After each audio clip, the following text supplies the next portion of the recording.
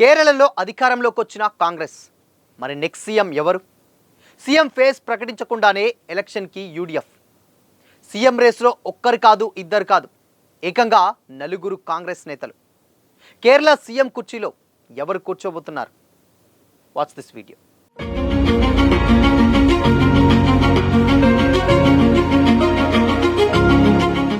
నమస్తే, welcome to Disha TV. కేరళంలో పినరయ్ విజయన్ నేతృత్వంలోని ఎల్డీఎఫ్ చిత్తుగా ఓడింది. కాంగ్రెస్ నేతృత్వంలోని యూడీఎఫ్ భారీ విజయం సాధించింది. ఈ క్రమంలో కేరళ కొత్త సీఎం ఎవరనే చర్చ ఇప్పుడు జోరుగా జరుగుతోంది.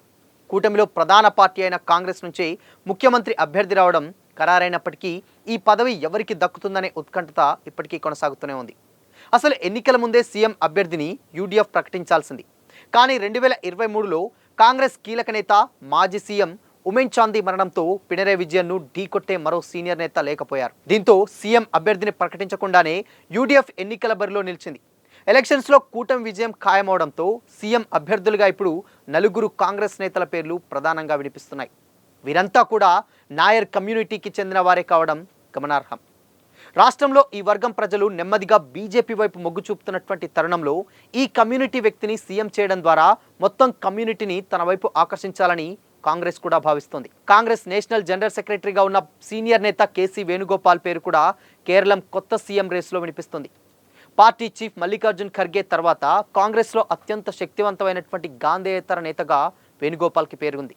అయితే ఆయన అసెంబ్లీ ఎన్నికల్లో పోటీ చేయలేదు. అయితే సీఎంగా నిర్ణయిస్తే బైపోల్ లేదా ఎమ్మెల్సీగా ఎన్నుకునేటువంటి ఛాన్స్ ఉన్నది. ఎన్నికలకు చాన్నాళ్ల ముందు నుంచే కేరళం సీఎంగా కేసీ వేణుగోపాల్ అవుతారనేటువంటి టాక్ ఇప్పుడు జోరుగా నడిచింది. గెలవడమే తర్వాయి కేసీ వేణుగోపాలే సీఎం అనేటువంటి మాట కూడా ఎక్కువగా వినిపించింది. ప్రస్తుతం కేరళం అసెంబ్లీలో విపక్ష నేతగా ఉన్నటువంటి సతీశన్ గత 5 ఏళ్లలో పినరయ్ విజయన్ సర్కారుపై ప్రతిపక్షాల పోరును ముందుండి నడిపించారు. ఈ కారణంగానే సీఎం రేసులో ఈయన కూడా ముందున్నారు.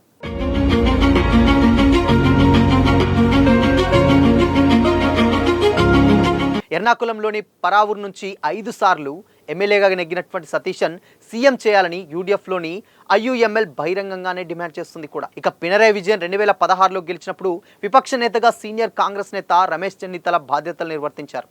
విద్యార్థి దశ నుంచే కాంగ్రెస్ పార్టీలో ఉన్నటువంటి ఆయనకు రాష్ట్రం బయట కూడా పార్టీలో మంచి పేరుంది. అలాగే నాయర్ సర్వీస్ సొసైటీతో దగ్గరి బంధాలున్నటువంటి ఆయనకు కూడా ఈ కమ్యూనిటీ నుంచి బలమైనటువంటి మద్దతు ఉంది.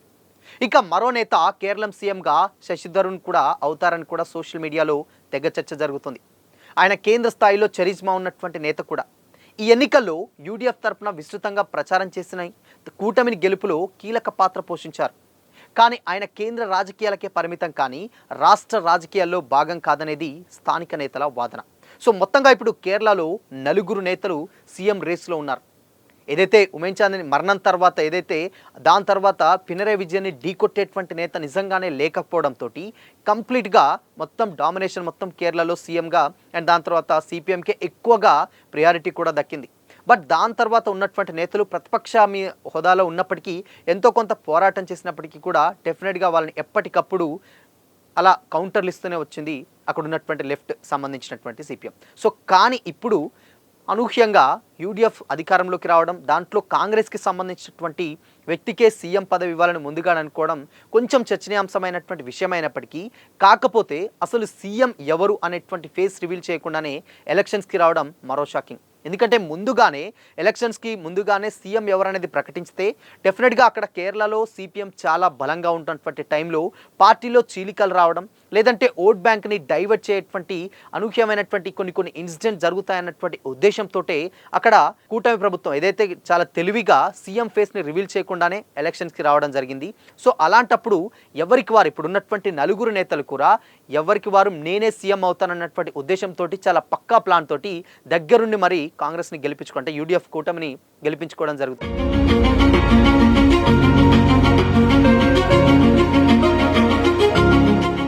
ఇలాంటి ఒక స్ట్రాటజీని అక్కడ యూడీఎఫ్ తెలివిగా చేసి ఎవరు సీఎం అనేటువంటి రేసులో పెట్టకుండా డైరెక్ట్ ఇక్కడికే రావడం జరిగిందన్నమాట. సో అందుకోసం అది కూడా ఎంతో కొంత అక్కడ కాంగ్రెస్కి చాలా ప్లస్ అయింది. ఎందుకంటే ముందుగానే సీఎంని ఫేస్ రివీల్ చేసి లేకపోతే ఇతనే సీఎం అంటే ఒక్కరిని అభ్యర్థిని ప్రకటిస్తే డెఫినెట్గా ఇంకొక ముగ్గురు నేతల నుంచి సహకారం లేకపోవడం అండ్ ఓట్ బ్యాంకును కూడా డెఫినెట్గా చీల్చేటువంటి అవకాశం చాలా స్పష్టంగా ఉన్నటువంటి నేపథ్యంలో యూడీఎఫ్ ఇలాంటి ఒక విప్లవాత్మకమైనటువంటి ఒక నిర్ణయం చాలా తెలివిగా తీసుకొని ఇక్కడ కాంగ్రెస్ అధికారంలోకి వచ్చినడంలో ఎలాంటి డౌట్ లేదు. అయితే ఇప్పుడు ఈ నలుగురు నేతలలో ఎవరు మరి సీఎం?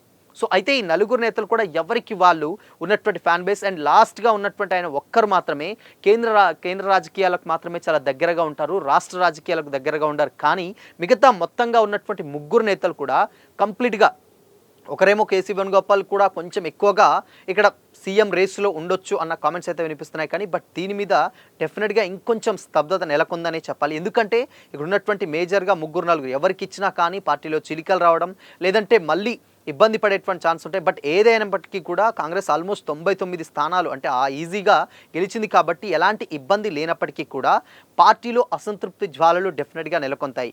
ఎందుకంటే ఇప్పుడున్నటువంటి పరిస్థితులలో 2 సార్లు అక్కడ కేరళలో సిపిఎం గెలిచిన తర్వాత ఇప్పుడు కాంగ్రెస్ రావడంతో ఇప్పుడున్నటువంటి పరిస్థితులలో ఎందుకంటే అసంతృప్తులు ఎక్కువ అయిపోతే పార్టీకి ఎక్కువగా నష్టమయ్యేటువంటి ఛాన్సెస్లోనే పార్టీ ఎవరికి వాళ్ళని బుజ్జగింపు చర్యల్ని ముందుగానే చేపట్టి సీఎం కుర్చీని ఎవరికి కట్టబెడతారనేది ఇక్కడ ఒక పెద్ద ఆసక్తికరమైనటువంటి విషయం. సో మరి చూడాలి ఇప్పుడున్నటువంటి నలుగురు నేతల్లో ఎవరు ఆ సీఎం సీట్లో కూర్చోబోతున్నారన్నదే ఇక్కడ ఒక పెద్ద ఇంట్రెస్టింగ్ విషయం. సో మరి దీనిపై మీ ఒపీనియన్ ఏంటి? సో మరి కేరళ సీఎంగా ఎవరైతారని మీరు అనుకుంటున్నారు? మీ ఒపీనియన్ని కామెంట్ చేయండి.